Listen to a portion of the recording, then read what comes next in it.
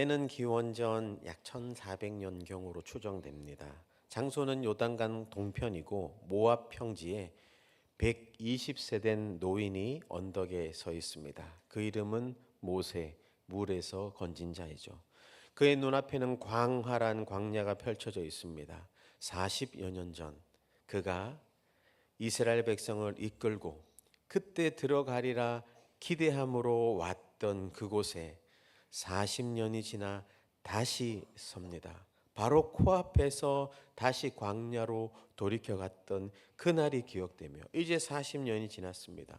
그의 뒤에는 200만 명의 이스라엘 백성들이 모여 있었는데 40여 년 전에 있었던 출애굽 1세대는 이제 거의 다 광야에서 죽었습니다. 하나님을 원망하고 불평하고 악평하고 비방하고 불신하고 자꾸 애굽으로 돌아가려.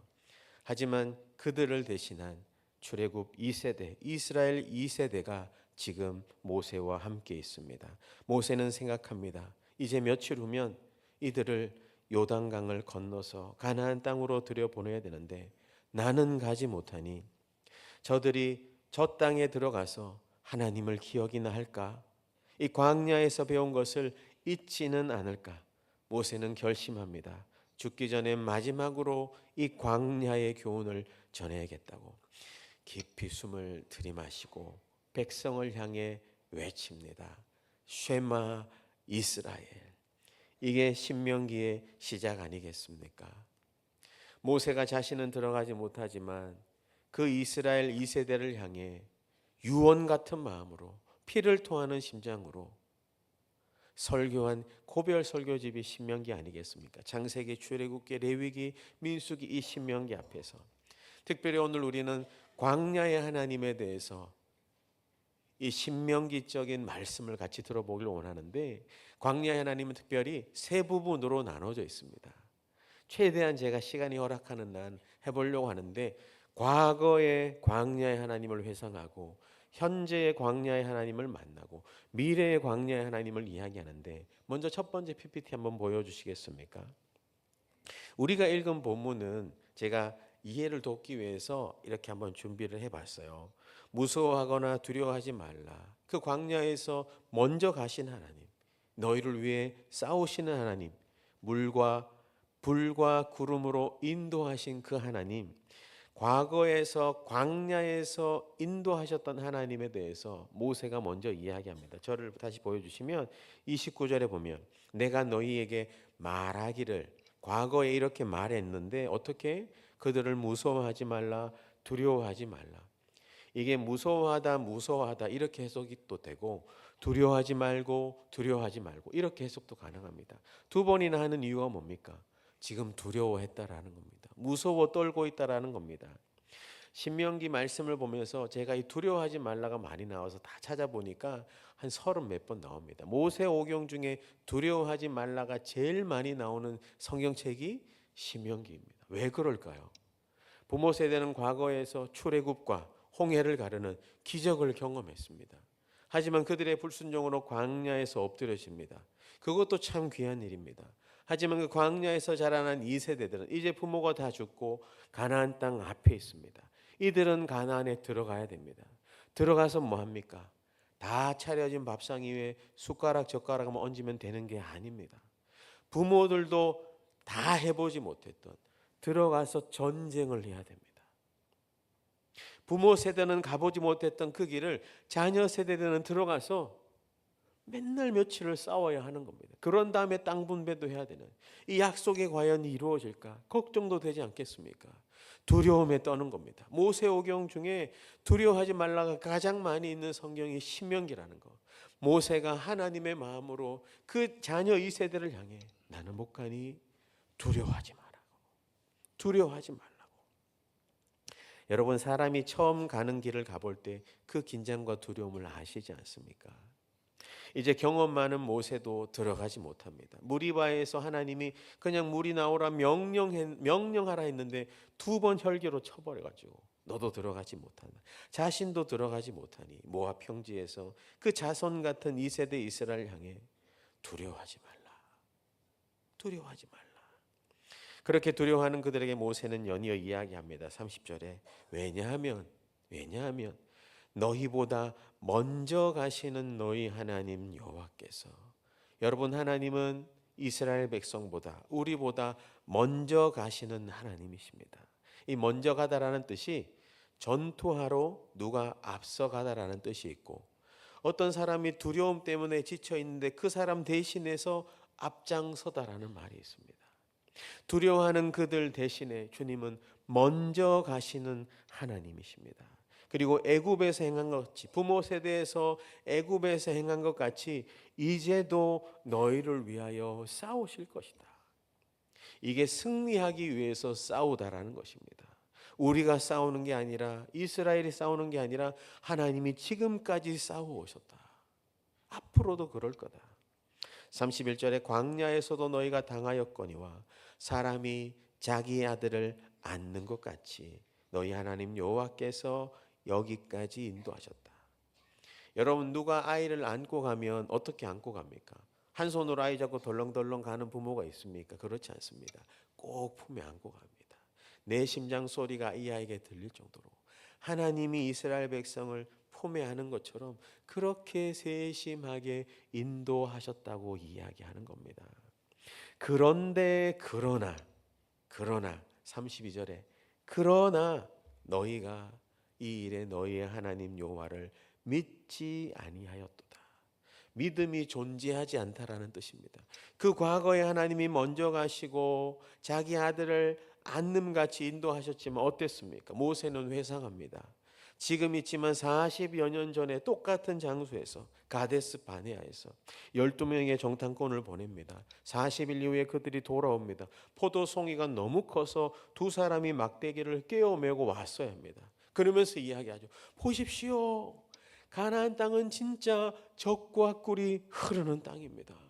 백성들이 우와 환호합니다. 그런데 10명의 정탐꾼이 말합니다. 그런데 여러분, 그곳 사람들이 우리보다 훨씬 큽니다. 그들의 눈에는 우리가 메뚜기 같이 보입니다. 우리는 절대 이길 수 없습니다. 백성들의 얼굴이 어두워집니다. 하지만 갈렙이 이야기합니다. 아닙니다. 그들은 큰 게 맞습니다. 하지만 하나님이 우리에게 주신다 약속하셨습니다. 그러나 이미 그 두려움과 불신의 보고에 오염된 백성들은 그 이야기가 들어오지 않고 그들은 울부짖고 모세와 하나님을 원망합니다. 차라리 애굽에서 죽었더라면 왜 이런 광야까지 데리고 와서 우리를 죽게 고생합니까? 원망하고 불평합니다. 그때 하나님의 음성이 들리죠. 너희가 말한 대로 내가 해주겠다. 광야에서 죽길 원하느냐? 의심한 그 하루를 연수로 해서 40년 동안 광야에서 유린되다가 20세 이상의 소년은 이 광야에서 다 엎드러지고 너희가 죽는 그날에 자녀들을 내가 데리고 인도해 갈 거다. 이게 민수기 14장에 나오지 않습니까? 그러면서 그 땅을 악평한 그들은 즉시 현장에서 하나님이 처단하시고 그리고 그들은 다시 광야로 돌아갑니다. 그런데 다음날 백성들이 충격을 받고 일어나서 어떤 일 합니까? 그제서야 정신을 차렸는지 제가 오늘 산꼭대기로 올라가겠습니다. 오늘 가서 싸우겠습니다. 모세가 만류합니다. 아닙니다. 어제가 그날이었고 오늘은 같이 하지 않습니다. 하나님이 같이 하지 않습니다. 근데 그런 소리도 듣지 않고 자기 식대로 자기 해석으로 가니까 백성들이 올라갑니다. 어떻게 됐습니까? 대패합니다. 여러분, 하나님이 함께 하지 않으면 질 수밖에 없습니다. 하나님이 하라고 할 때 순종할 때 그때가 주님이 함께 하시는 때입니다. 언약궤와 모세는 놔두고 자기들끼리 갔다가 참패하고 내려오는 겁니다. 그런데 33절에 그럼에도 하나님은 이 지금 가데스 바네아에서 광야로 가 해서 안 가셔도 됩니다. 40년 동안 징계하다가 돌다가 다시 가도 되지만 그럼에도 하나님이 다시 광야로 돌이켜 가는데 33절에 그는 너희보다 먼저 다시 그 광야길을 갑니다. 그 징계의 광야길을 주님이 또 먼저 가셔서 장막 칠 곳을 찾으시고 밤에는 불로 낮에는 구름으로 그들을 인도하십니다. 그 40년 동안 주님은 여전히 신실하게 인도하신 것입니다. 여러분, 이게 과거에 회상하는 광야의 하나님. 근데 회상으로만 끝날까요? 그렇지 않습니다. 이제 이 광야 현재 와서 광야 하나님 어떻게 설명하느냐? 신명기 8장 2절부터 4절까지. 오늘 본문 한 3장 찾아볼 거예요. 두 번째 신명기 8장 2절부터 4절까지 말씀도 한번 같이 교독합니다. 신명기 8장 2절부터 4절입니다.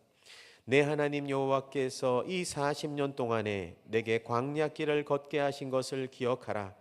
이는 너를 낮추시며 너를 시험하사 내 마음이 어떠한지 그 명령을 지키는지 지키지 않는지 알려 하심이라.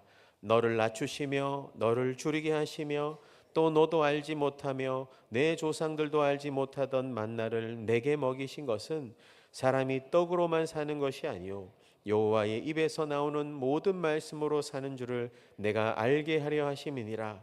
이 40년 동안에 내 의복이 헤어지지 아니하였고 내 발이 부르트지 아니하였느니라. 아멘. 또 이해를 돕기 위해서 PPT 한번 보여주시겠습니까? 광야의 현재입니다. 과거에 먼저 가시고 도우셨던 그 하나님 앞에 광야의 현재는 인도하셨던 하나님이 과거라면 현재의 광야 하나님은 광야에서 훈련하고 성장하게 하시는 하나님입니다. 낮추어 겸손하게 하시고 말씀으로 함께 하시고 신실하게 인도하는데요. 다시 저를 보여주시면 모세가 현재 너희 과거에 그랬잖아. 하지만 오늘 현재 우리는 어떠냐? 모세는 다시 40년 이후 오늘 현재로 와서 어떻게 이야기하느냐? 2절에 보면 내 하나님 여호와께서 이 40년 동안 내게 광야길을 걷게 하신 것을 기억하라. 이는 왜냐하면 너를 낮추시며 너를 시험하사 내 마음이 어떠하는지 하나님 말씀을 듣는지 안 듣는지 알려 하심이라. 여기 낮추다라는 것은 강제로 굴복시키다는 말입니다. 이게 부드러운 말이 아니라 불편한 말입니다. 인간 스스로 하나님 앞에서 자신의 무력함을 깨닫게 하여 하나님이 강제로 겸손하려고 다듬으시는 의도적인 연단이라는 겁니다. 여러분, 광야의 시간은 하나님 앞에서 우리의 교만이 산산조각 나는 시간인 줄 믿으시길 바랍니다. 무리바에서 땅을 2번 쳤지만, 반석을 2번 쳤지만 물이 나왔지 않습니까? 그 물을 보면서 그들은 자신의 또 죄를 회개했을 겁니다. 왜 하나님을 원망했을까? 우리 부모님들이 그렇게 원망해서 광야에서 엎드렸는데 우리도 똑같구나 회개하면서 눈물로 이 과정을 통해서 연단되어졌을 것입니다. 여러분, 광야는 이스라엘 백성을 철저히 낮추시는 곳이었습니다. 그리고 우리 안에 무엇이 가득 차 있는지 그대로 다 드러나고 직면하는 시간입니다. 여러분, 물이 이렇게 있다고 치면은 물이 다 빠지면 남아 있는 뭔가 어떤 것이 있는지 부유물이 남잖아요. 광야에서 우리가 다 빠지고 우리 안에 있는 죄성이 있고 연약함이 있다면 이것마저 거져가셔야 이 속에 하나님의 은혜를 담을 수 있는 것입니다. 내 안에 내가 너무 많으면 주를 담을 수가 없어요. 여러분, 우리가 산산조각 나고 비워져야 하나님의 은혜를 담는 그릇이 됩니다. 그게 시험하사라는 말인데, 시험하다, 금을 재련하듯 불순물을 제거하는 겁니다. 우리 마음의 진정성과 믿음, 하나님을 향한 신앙을 끄집어내는 겁니다. 이런 말이 있어요. 우리가 하나님 앞에 아무것도 아님을 깨달을 때, 우리가 nothing임을 깨달을 때 하나님은 우리를 통해 모든 것, everything을 하실 수 있다. 여러분, 우리가 주님 앞에서 내세울 수 있는 게 어떤 것이 있습니까? 아무것도 없습니다. 광야는 철저히 내가 낮아지는 시간입니다. 내가 낮아지고 주님으로 채우는 시간입니다. 행여나 여러분 가운데 광야 같은 시간을 지나는 분이 있습니까? 낮아지는 게 힘들죠. 깨어지는 게 힘들죠. 하지만 그것이 복인 줄 믿으시길 바랍니다. 하나님을 채우기 때문입니다. 계속해서 모세는 설교합니다. 3절에 보면 너를 낮추시며 너를 줄이게 하고 너도 알지 못하며 내 조상들도 알지 못하는 만나를 내게 먹이신 이유는 사람이 떡으로만 사는 것이 아니요 여호와 입에서 나오는 모든 말씀으로 사는 줄을 내가 알게 하려 하심이라. 모세는 이스라엘 백성을 낮추시는 방법 중에 만나가 있다고 이야기합니다. 여러분, 왜 만나를 주실까요? 만나는 배고플 때 먹는 거거든요. 만나를 통해 우리가 주림을 알고, 이 주림을 통해 만나가 아닌 예수로, 하나님으로 이 주림을 채우기 위해서 아침에 일어나서 만나를 먹지만 그것이 만족함과 포만감을 주진 않습니다. 결국은 내 안에 문제가 있고 고난이 있다면 이것 때문에 주님을 찾게 되는 거. 여러분, 내 안에 주림이 있습니까? 이 배고픔 때문에 하나님을 먹으시길 축복합니다. 그 하나님을 찾는 겁니다. 그리고 만나를 왜 주셨을까? 만나는 저축할 수 있는 게 아닙니다. 안식일 전날을 제외하고는 만나를 쌓아두면 벌레가 생긴다고 출애굽기 16장에 말하지 않습니까? 여러분, 만나는 저축할 수 없지만 그 저축할 수 없는 만나를 통해 하나님을 저축하는 것을 가르쳐 주시는 겁니다. 여러분, 우리는 만나를 저축하는 게 아니라 만나를 주시는 하나님을 내 심령에 저축하길 축복합니다. 우리는 하나님이 주시는 만나를 신뢰하는 게 아니라 만나를 주시는 하나님을 신뢰하고 붙드시길 축복합니다. 그리고 왜 하나님 만나를 주셨을까? 어제가 아닌 매일매일의 새로운 은혜를 먹고 마시고 누리며 살라고. 여러분, 어제의 만나로 오늘을 살 수 없는 것입니다. 행여나 그런 분이 있을 수 있어요. 목사님, 10년 전에 제가 기도 참 열심히 했습니다. 그런 분에게 한번 말씀드리고 싶은 것은 10년 전에 산 사골 국물을 아직까지 끓여 드시면 어떡합니까? 썩었을지도 모릅니다. 물론 그때 그 경험과 그 신앙의 회심점이 내 안에 큰 은혜가 되겠죠. 하지만 오늘은 오늘에 합당한 은혜를, 오늘에 합당한 기도를, 오늘에 합당한 말씀을, 오늘에 합당한 예배를 드려야 하지 않겠습니까? 그래야 오늘을 사는 겁니다. 여러분, 매일매일 내려주시는 만나 통해 우리는 매일매일 하나님을 오늘 만나야 하는 것입니다. 만나는 육신의 양식이었지만 결국 이것은 중요한 걸 가르친데 뭡니까? 사람이 떡으로만, 만나로만 사는 게 아니라 하나님의 입의 말씀, 다바르, 말씀으로 산다. 우리는 육신의 떡만으로 살아가는 존재가 아니라 생명의 떡이신 그 하나님의 말씀을 먹고 마시고 소화하고 살아가면서 살아가는 사람들입니다. 매일매일 말씀의 반석 위에 집을 지어야 하지 않겠습니까? 여러분, 말씀을 우리에게 주신 이 하나님을 광야에서 배워야 하는 것입니다. 2010년도 북한의 함경북도 한 지하교회가 있었습니다. 20명의 성도들이 비밀리에 모여 예배드립니다. 그들은 성경책이 한 권밖에 없었습니다. 근데 땅속 깊이 묻어뒀습니다. 그때 예배드리는 것처럼 우리도 작게 이야기한다면 모임 때만 파냈습니다. 파다 보니까 한 장씩 깎여 나오니까 그 한 장씩 20명이 돌아가면서 예배드립니다. 그때에 어떤 자매님, 이름을 밝힐 수 없지만 그 자매님은 25세였는데 그 자매님이 우리는 너무 배고팠습니다. 배급이 끊긴 지 오래되었고 하루 한 끼도 먹기 어려웠고 근데 신기한 일이 일어났습니다. 그 성경 쪽복음 하나 읽고 나면 배고픔이 조금 잊혀졌습니다. 그래서 그 자매님이 이게 신명기 8장 3절 말씀이구나. 사람이 떡으로만 사는 것이 아니구나. 우리에게 떡은 부족했지만 말씀이 충분했다고 말합니다. 시간이 흘러 5년 뒤에 같이 예배드리는 모임 중에 그녀의 아버지도 계셨는데 그 아버지가 성경을 들고 운반하고 전달하다가 붙잡힙니다. 정치범 수용소로 끌려가 고문당하고 굶주림과 고통 속에서도 그는 이 마지막 말을 남기며 순교하는데 어떤 말을 남겼냐? 떡으로만 사는 게 아니라 하나님의 말씀으로 살아가는 것을 제가 증명합니다. 그 아버지의 부고 소식을 들은 자매님의 마음도 힘들어서 결국 결심하고 3년 뒤에 탈북에 성공합니다. 한국에 도착한 첫날 그녀가 제일 먼저 간 곳은 서점이었다고 합니다. 서점에 가보니 한쪽 코너에 보니 성경책이 가득한 겁니다. 근데 그 성경책이 가득한 진열대 앞에서 그녀는 많이 울었다고 합니다. 그녀가 얘기하기를 북한에서는 성경 한 장이 목숨보다 귀했습니다. 근데 여기서는 성경이 넘쳐나네요. 그런데 사람들은 읽지 않네요. 여러분, 떡보다 귀한 건 말씀입니다. 여러분, 성경 말씀을 읽어 나가시는 우리 성실교회 성도님들이 너무 자랑스럽고 너무 귀합니다, 여러분.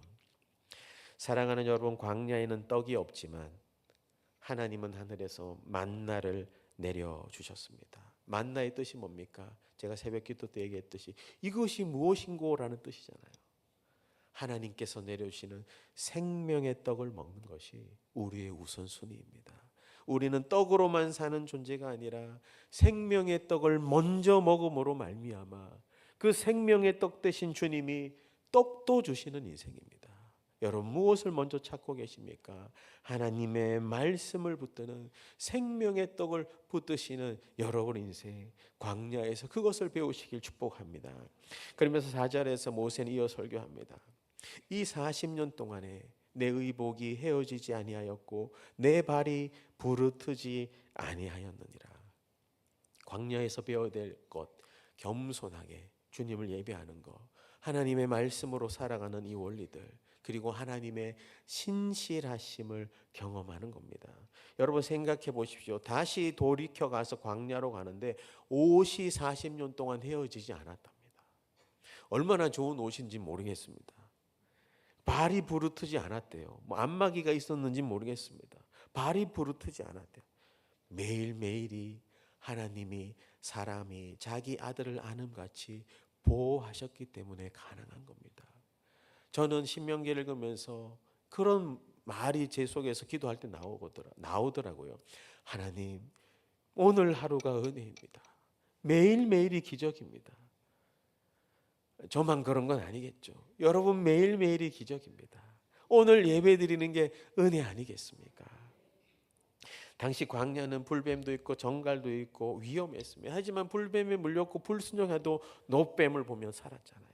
물이 없다 그러면 물을 내주셨고 배고파 굶어 죽을 것 같으면 신실한 만나를 내리셨던 것. 그래서 모세가 이야기하잖아요. 7장 9절에 너는 알라 이 광야에서 오직 내 하나님 여호와는 하나님이시요 신실하신 하나님이시라. 이 40년 동안이 너와 함께 하셨으므로 우리에게 부족함이 없었느니라. 여러분 지금까지 살아오면서 우리의 하나님도 신실하신 하나님인 줄 믿습니다. 하나님이 우리의 부족함이 없도록 이 광야에서 먹이시듯이 앞으로도 그렇게 되실 것이요. 그러는 그 하나님 신실하신 하나님을 날마다 경험하고 누리고 나누어 가야 되지 않겠습니까? 결국 이것이 8장 9절에 보면 너를 낮추시며 너를 시험하시는 이유는 마침내 내게 복을 주려 하심이라.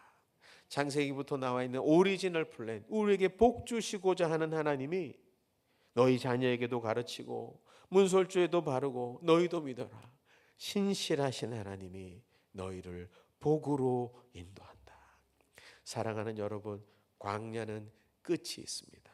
그 끝에서 이 광야 생활 동안에 나를 신실하게 먹이시고 입히신 그 하나님을 만나고 예배하는 여러분 되시길 축복합니다. 이게 현재의 광야의 하나님이라면 이제 마지막으로 미래의 광야의 하나님은 어떨까? 먼저 PPT 한번 볼까요?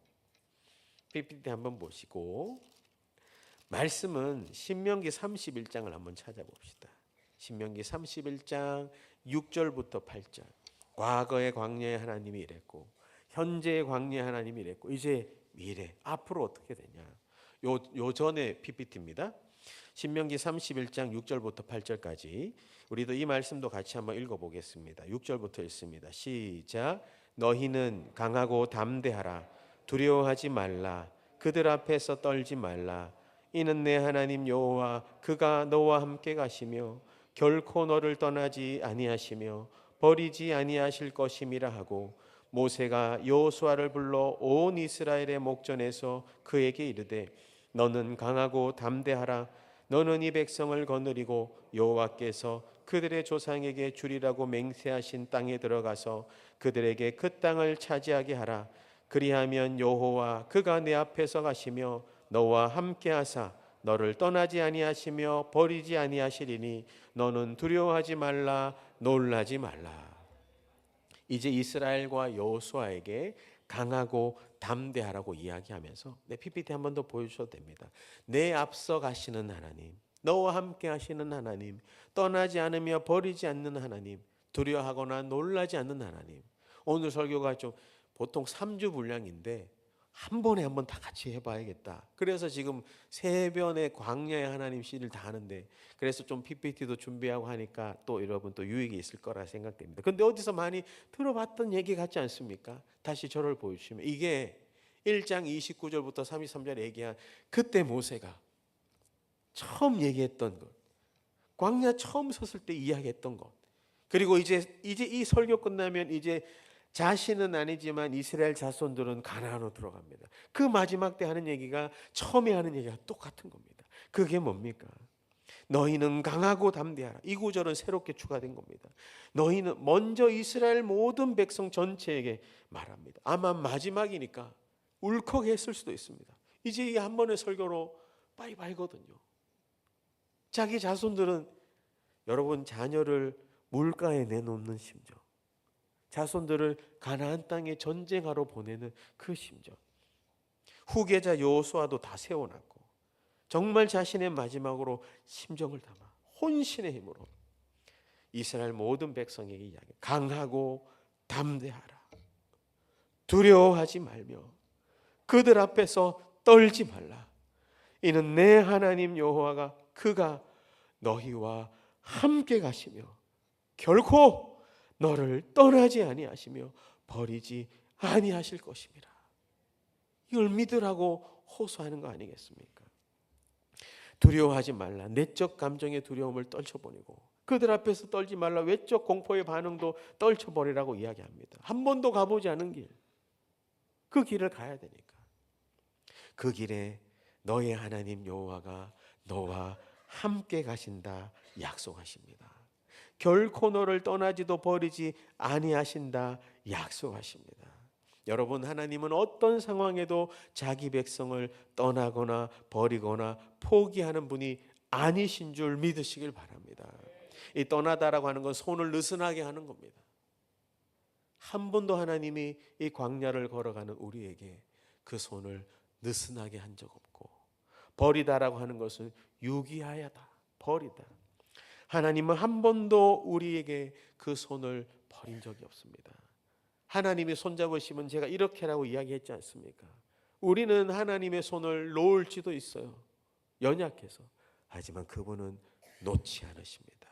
한 번도, 결코, 절대 그런 일 없다. 결코, 절대, never.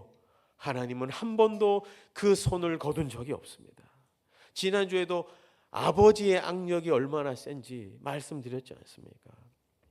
그렇게 이스라엘에게 너희의 어떠함이 아니라 하나님이 함께한다, 이 얘기를 전하고, 그런 다음에 7절에 여호수아를 따로 부릅니다. 여호수아를 따로 불러서 이야기합니다. 이제 이스라엘 백성 데리고 지도자로 세워서 가야 되잖아요. 그에게 또 이야기합니다. 너도 강하고 담대하라. 이스라엘 백성을 데리고 약속의 땅에 들어가서 그 땅을 정복해야 되고 전쟁해야 되는데 여호수아도 봤거든요. 이 광야 생활을 지나면서 이들이 물 때문에, 음식 때문에 불평하고 하나님 원망했던 거 봤거든요. 또 그럴지도 모르거든요. 지도자로 서 있는 사람들의 그 두려움을 모세가 아는 겁니다. 강하고 담대하라.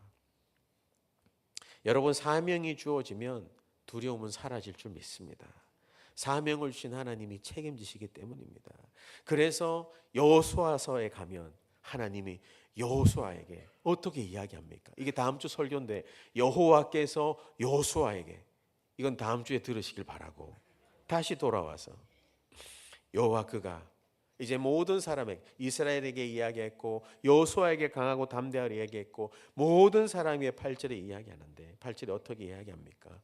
여호와 그가 내 앞에서 가시며 어디서 듣던 말 아닙니까? 먼저 가신다고.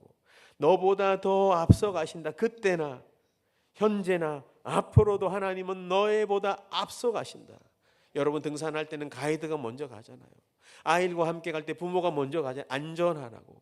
하나님은 우리보다 앞서 가시는 하나님인 줄 믿으시길 바랍니다. 미래에 두려워할 이유가 없어요. 하나님이 앞서 가니까. 그리고 앞서 갈 뿐만 아니라 너와 함께 하사. 원문적으로 바짝 붙어. 아우 좀 그만 좀 떨어져 덥게 그럴지라도 바짝 붙어 있는 겁니다.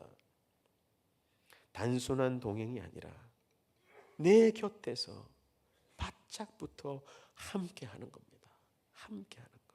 그리고 너를 떠나지 아니하시며 버리지 아니하시며 3번이나 반복되잖아요.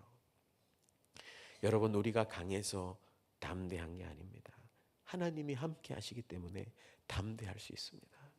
우리가 용감해서 두려움이 사라지는 게 아니라 하나님이 우리를 떠나지도 않고 버리지 않기 때문에 우리는 용기 낼 수 있는 것입니다. 이 광야 같은 인생에 하나님이 우리와 함께하기 때문에 그 하나님이신 그분이 우리와 함께하신 그 사건이 있지 않습니까? 2000년 전에 십자가에 달리신 그 예수 그리스도로 말미암아 세상 끝날까지 내가 너희와 항상 함께하리라. 그 이름도 임마누엘 아닙니까? 내가 너희와 함께하리라. 또 보혜사 성령으로 곁에서 우리와 동행하는 분 성령님이 계시지 않습니까? 여러분 하나님은 처음부터 지금도 앞으로도 우리보다 앞서 가시며 우리와 함께 하시며 우리를 지켜 보호하시고 한 번도 떠나거나 버리지 않는 나의 하나님, 우리의 하나님인 줄 믿으시길 바랍니다. 말씀을 마무리하겠습니다. 모세는 이 설교를 끝으로 이제 모압 평지에 해가 지고 있었겠죠. 자손들은 이제 출발하기 시작했겠죠. 모세는 아마 눈물로 그들을 떠나 보냈을 겁니다. 지나온 삶들이 생각나기도 하고 자신도 들어가고 싶었지만 못 들어가면서 이들이 광야에서 배웠던 것 철저히 나는 낮추시고 하나님만 높여주시도록 그렇게 예배의 등불 밝히고 어떤 만나보다 하나님 말씀 듣고 살아가는 백성으로 살아가도록 그리고 어떻게 약속합니까?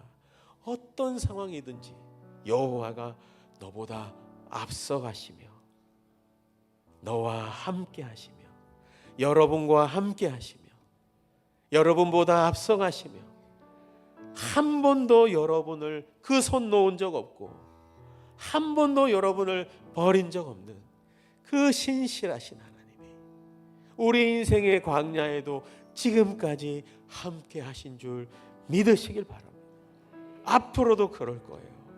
천국 갈 때까지 우리 인생의 광야 같을지라도 마지막 PPT 보여주시겠습니까? 그래서 이게 제가 종합편으로 보여준 건데 시작과 과정과 끝까지 하나님은 변함없이 동일하게 나는 먼저 가는 하나님이란다. 너희를 위해 싸우는 하나님이란다. 불과 구름으로 인도하는 하나님이란다. 그래서 너희는 겸손함으로 낮추어 나를 예배하고 말씀을 따라 살며 신실한 나를 바라보라. 나는 여전히 앞으로도 내 앞에 가시고 너와 함께하며 너를 떠나거나 버리지 않으니 무서워하거나 두려워하지 말라로 시작했던 것이 두려워하지 말고 놀라지 말라로 끝나는 이 광야의 하나님. 오늘 그 하나님이 여러분에게 말씀하십니다. 다시 저를 보시면 강하고 담대하십시오. 하나님이 함께 하십니다. 어떤 고난과 어떤 아픔과 어떤 시련이 있더라도 하나님은 여러분보다 앞서가세요. 자기 자녀를 품에 안듯이 여러분을 품에 안고 가십니다. 혼자 걷는 길이 아닙니다. 여러분을 떠나지 않으세요. 버리지 않으세요. 이번 명절에도 혹시나 믿지 않는 가정으로 갈 그분 가운데도 주님이 함께 가십니다. 심지어 제수 음식을 만들지라도 이 음식은 조상이 아니라 하나님이 주신 것입니다. 기도할 때 그 가정의 영적인 기류가 바뀌어지길 축복합니다. 여러분 이 광야의 하나님은 우리의 하나님입니다. 우리 인생에도 광야 같은 시간들이 있잖아요. 그때 여러분 기억하셔야 돼요. 믿으셔야 돼요. 하나님이 나와 함께 하시는구나. 나보다 앞서 가셨구나. 나 대신 싸워주시는구나. 그가 그 손을 한 번도 놓은 적 없구나. 나를 버리지 않으셨구나. 지금도 나와 함께 하시는구나. 그 하나님 붙들고 살아가는 우리 성실의 모든 광야 백성 다 되시길 주 예수 그리스도 이름으로 축원합니다.